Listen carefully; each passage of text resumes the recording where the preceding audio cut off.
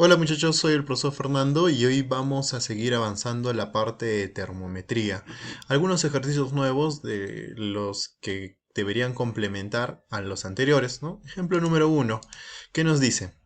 Un cuerpo cuya temperatura inicial es de 50 grados Celsius aumenta su temperatura en 45 Fahrenheit. Halla la temperatura final del cuerpo en Celsius, ¿no? Entonces, palabras claves para poder resolver este ejercicio. Te dice que tiene una temperatura inicial de 50 grados Celsius. Muchachos, si te dicen que es temperatura inicial, pues debería ser una lectura. Eso hemos quedado, ¿no? En lectura va a ser solamente temperatura inicial y temperatura final.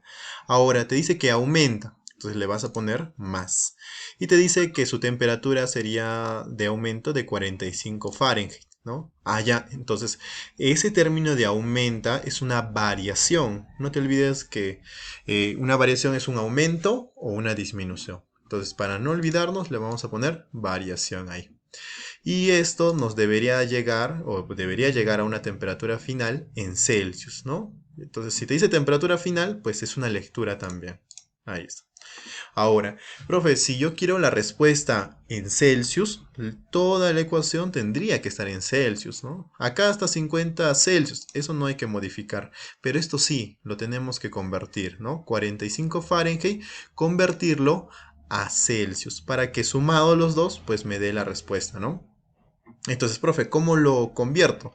Pues utiliza la fórmula de variación, esta es la fórmula de variación, donde solamente utilizaría Celsius, variación de Celsius y variación de Fahrenheit, nada más, ¿no? Y ahí estaría la ecuación. Ahora, 45 Fahrenheit, ¿no? Lo vamos a reemplazar acá y sería 45 entre 9 es igual a la variación de Celsius sobre 5, ¿no? Y acá yo puedo simplificar novena 1 y novena de 45, 5. Y este 5 lo mandas a multiplicar al otro lado y 5 por 5 sería 25 grados Celsius, ya convertidos, ¿no? Se convirtió de Fahrenheit a Celsius. ¿Cuánto es? 25 Celsius. Y lo suma los dos porque ya están en Celsius y debería salirte 75 grados Celsius. Respuesta la E. Sigamos. Ejemplo número 2. ¿Qué nos dice? A ver, una persona presenta una temperatura inicial de 50 Fahrenheit. Entonces le pones 50 Fahrenheit y se supone que es una lectura porque te dice que es una temperatura inicial. Solo lectura es cuando es temperatura inicial o temperatura final. ¿Y qué más te dice? Si la temperatura de dicho cuerpo disminuye en 20 grados Celsius. Entonces vamos a decir que disminuye, pues es menos 20 grados Celsius. Y por decirte disminuye, se supone que debe ser una variación. Halle la temperatura final, ¿no? La temperatura final, ¿cuánto será? ¿En qué? En Fahrenheit, ¿no? Entonces, eso se supone que es una lectura también, porque es temperatura final. Ahora, si tú quieres la respuesta en Fahrenheit, los dos elementos deberían estar en Fahrenheit. Esto está en Fahrenheit, 50, no hay problema. Pero esto sí tengo que convertirlo de Celsius a Fahrenheit. Utilizas la fórmula de variación, que se supone que es ese dato, y utilizas solamente estos dos elementos, ¿no? Y ahora, la variación de Celsius, ¿cuánto se supone que tiene que ser? 20. Entonces, triangulito C, eso se supone que debe ser 20. Ahí, algo así. 20 entre 5, simplificas, quinta 1, quinta de 24. Este 9 lo mandas a multiplicar, 4 por 9, 36. 36, convertidos ya en Fahrenheit. Entonces, menos 36. 50 menos 36, pues debería salirte la temperatura final, 14 Fahrenheit, ¿no? Y esa sería la respuesta, la C.